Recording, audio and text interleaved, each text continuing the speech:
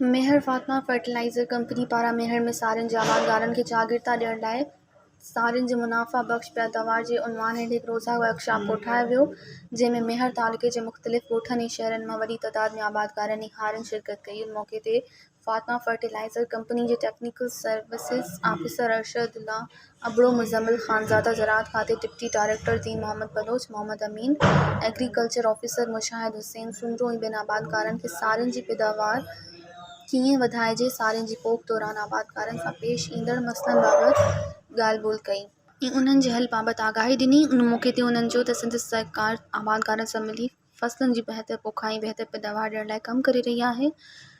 आगाही programme तहत आबादकारनि खे सारियुनि जी पोख दौरान बहितरीन पैदावार कीअं कजे, ज़मीन में कहिड़ा भाण इस्तेमालु कजनि, पोखाई खां पैदावार ताईं मरहला, ज़मीन जी चकास, ज़मीन अंदरि नामियाती ऐं गैर नामियाती जुज़नि बाबति ॼाण ॾेई रहिया आहिनि। मज़ीद ख़बरनि ऐं तफ़सीलात लाइ विज़िट कयो असांजी वेबसाइट www.awamiNewsHD.com ऐं ॾिसंदा रहो अवामी न्यूज़ HD।